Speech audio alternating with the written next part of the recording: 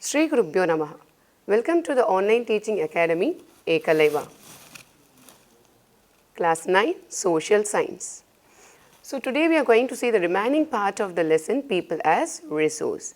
In the previous chapter you have learnt about the economic activities done by men and women. And now we are moving on to see the new topic, that is quality of population.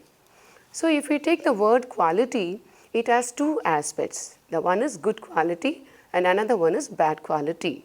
And here we are going to discuss about the good quality of population. Because so far we are discussing about how to convert the huge population into an asset for the economy. So that we are going to refer the good quality of population here. So the population, the good quality of population depends on the literacy rate of a people and then the health of a person and skilled formation occurred by the people of the country. So what is this literacy rate?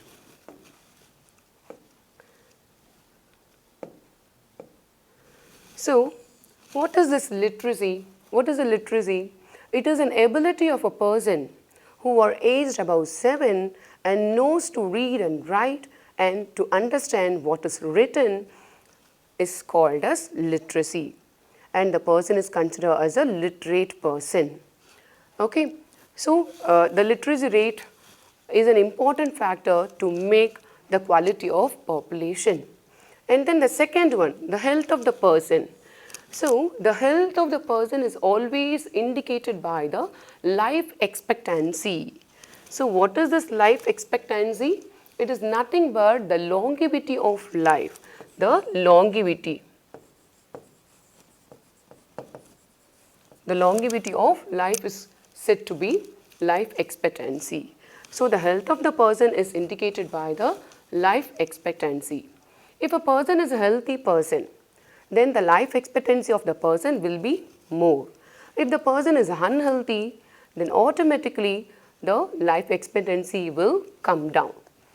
And then the next one, the skill formation occurred by the people of the country. So all these three aspects decides the growth rate of the country. So how it decides the growth rate of the country? So if we consider a country is having a healthy population, a country is having a good and educated people, and the country is having a skilled people, then what happens? The people will grow. They will grow and the people try to acquire good position in the society, and later they will also contribute to the growth of the country. They will also contribute to the development of the economy too. So all the three aspects decides the growth rate of the country. So the healthy and literate people are considered as an asset for the economy, whereas the illiterate and the unhealthy population are an liability.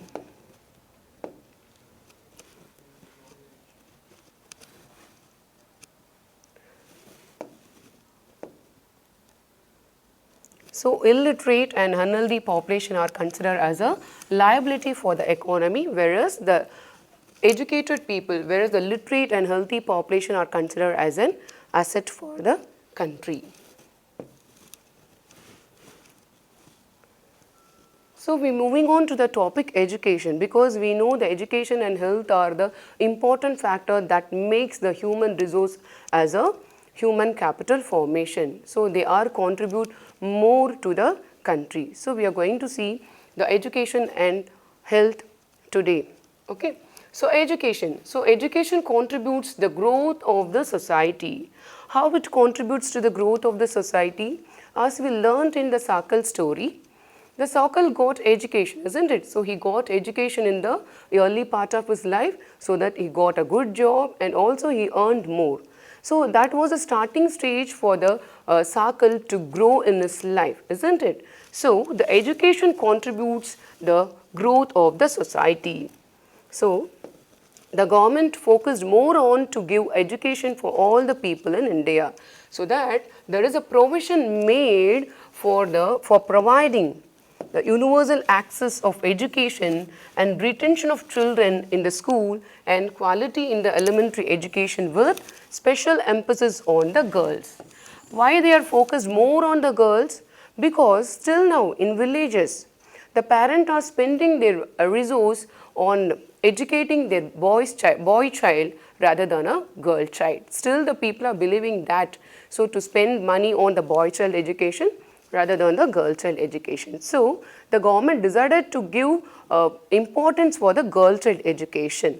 So there is a provision made for providing the universal access of education and good quality of education, so that especially they focused on the elementary education. So elementary education means we refer from class 1 to class 8. Okay. And also additionally, they have developed the vocational streams to equip large number of high school students with the occupation related to knowledge and skill.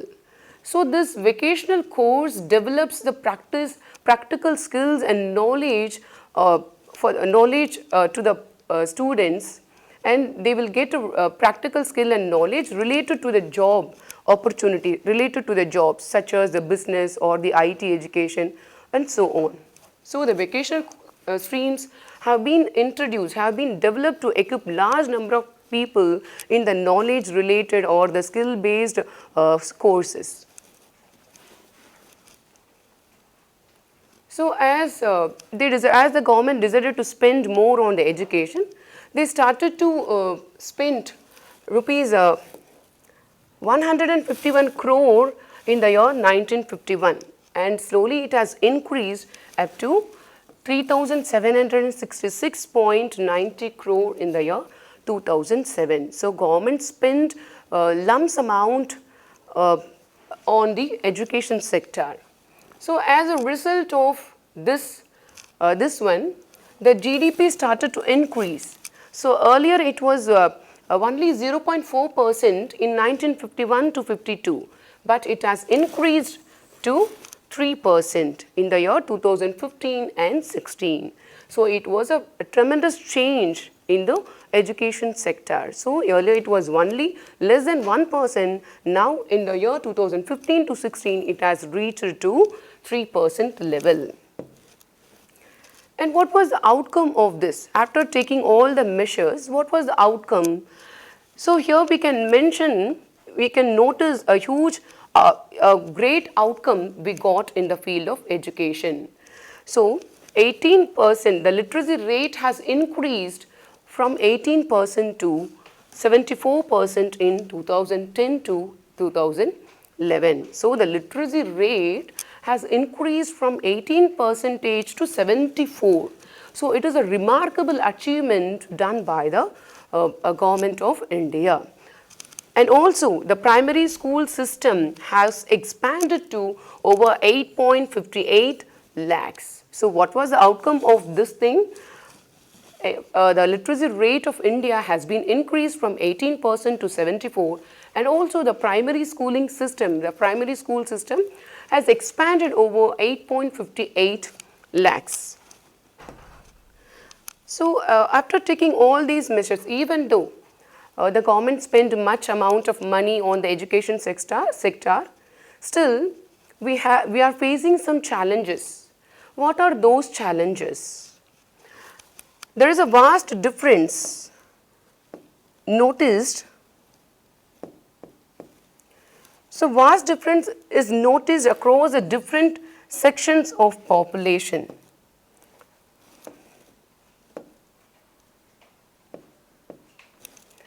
So vast difference is noticed across the different sections of population. So it may be between the girls and boys, or between the state to state, or anything. Okay, we will see in later part. So there is a vast difference noticed across the different segment of people in India, and also huge expansion of school has been diluted by the poor quality of schooling and high dropout rates. So what is this diluted? Means become weak. So however, the school, as the primary school system has been expanded, still it has become weak in position because of the poor quality of the schooling system. So what is this poor quality of schooling system?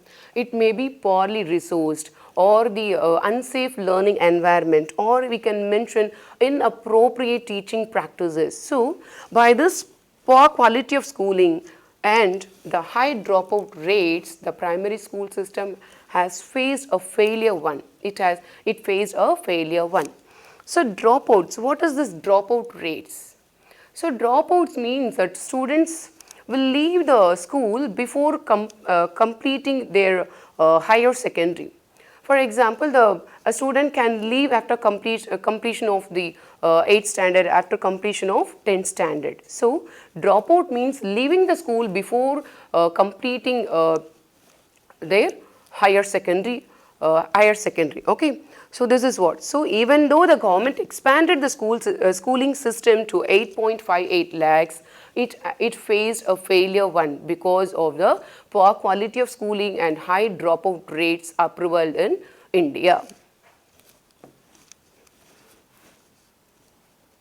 So here we can notice, here it is a bar graph of the literacy rate in India. It is given from the year 1951 to 2011. So if you notice all these years, you can see the vast difference between the male and female. So the male is indicated with this pink color, and the female is indicated in sandal in color. So in all these years, you can notice there is a vast gap between the male and female literacy rate. Okay, and also not only among the male and female, if we notice the different states in India. So if we take Kerala, what is the literacy rate over there? It is considered as 94%. And if you look at the Bihar, it is only 64%. So there is a vast difference between the different population in India, such as male and female, and also vast difference among the states too.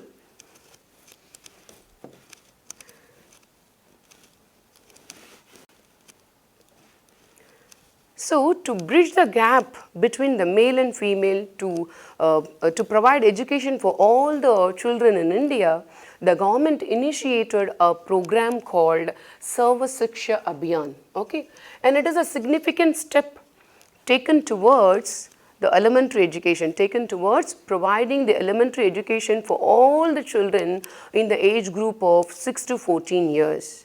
So the government planned to give the free and compulsory education to all the children in the age group of 6 to 14 years by 2010. And it is a time-bound initiative taken by the central government along with the state government and local government to achieve the universal elementary education. Okay, and also along with this, the bridge course.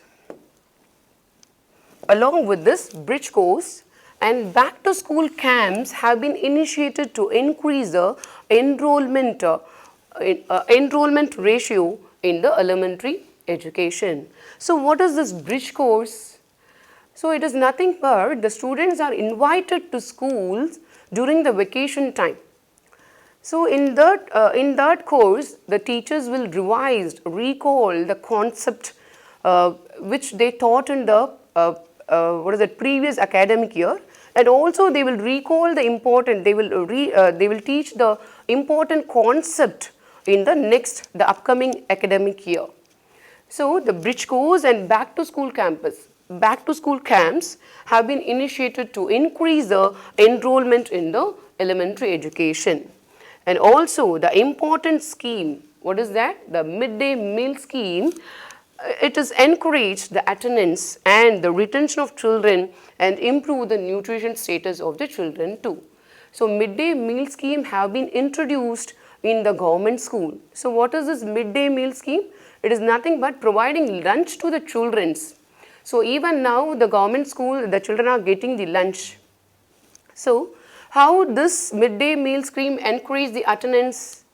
Because even now the poor families, the poor parent cannot able to feed their children properly. So at least to get a lunch in school, they'll try to send their children to the school. So in that motive, the parent will try to send the children to the school. So in this way, it encourages the attendance and retention of children in the school, and also they will ensure the nutritional value, nutrition status of the children. So it is an important step taken towards providing the elementary education for all the children in India in the age group between 6 to 14 years. So government not only concentrated to provide the elementary education to all, it is also concentrated to improve, to increase the gross enrollment ratio in the higher education of the age 18 to 23 years. And initially it targeted to reach 25.2% by the year 2017 and 18, and also it was targeted to reach 30% by the year 2020 and 21. So the government not only focused on to improve the elementary education, and also it focused on the higher education too, so that it decided to reach the 30% enrollment ratio in the higher education in the year 2020 and 2021. So this strategy focuses on the increase of access, quality, and the vocationalization and networking on use of information technology. And also this 12th plan focused on the higher education. So this 12th plan focuses on the distance education and also in the IT education institution.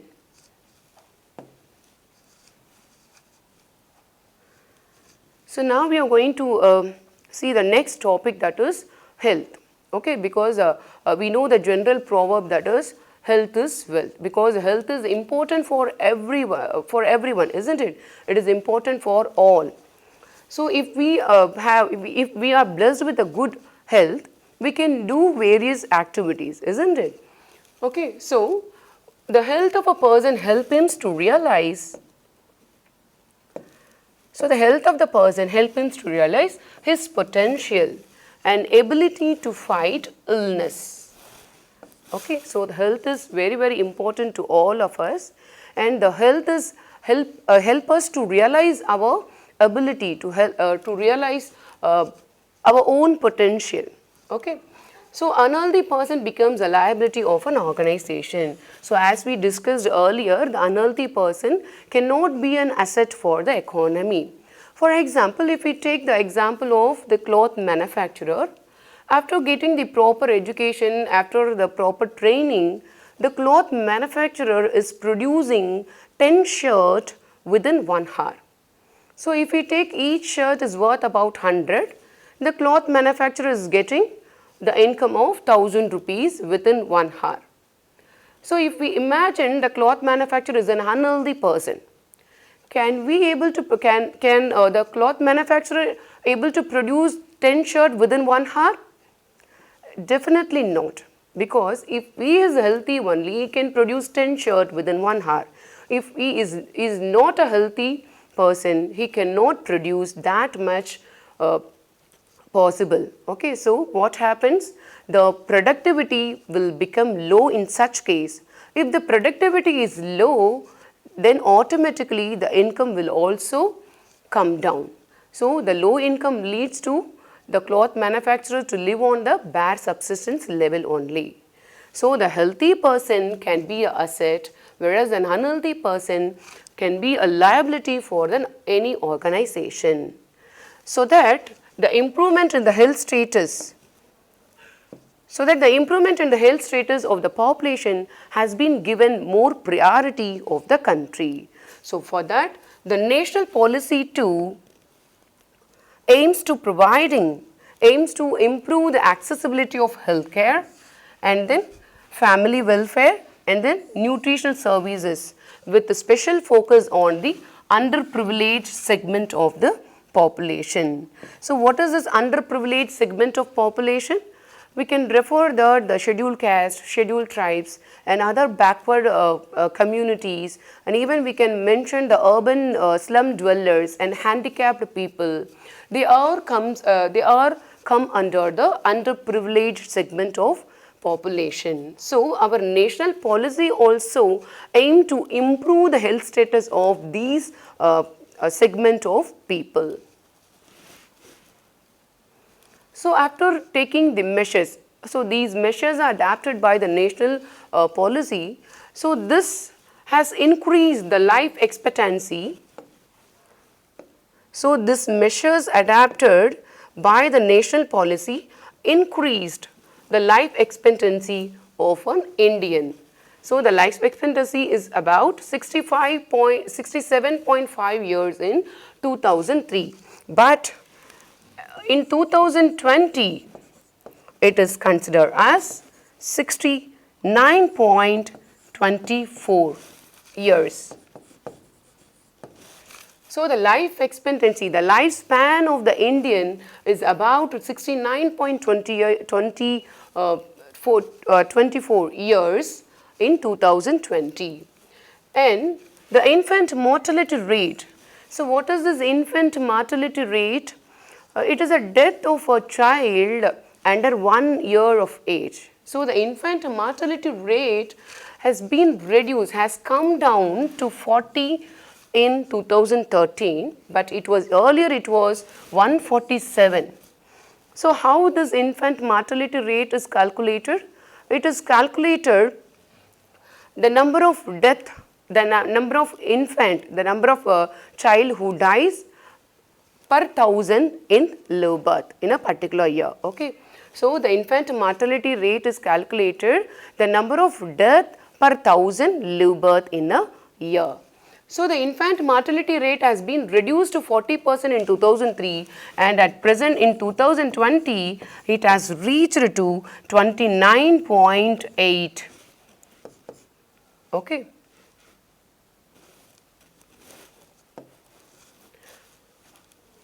So the life expectancy has increased and the infant mortality rate reduced a lot. So with this, the increase of longevity of life is an important indicator of the good health of a person.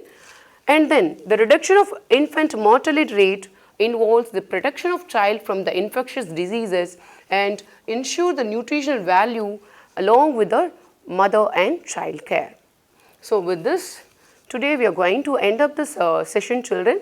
So today you have learnt about the qualitative aspects of population such as health and education. Thank you, children. Shri Gurubhyo Namaha.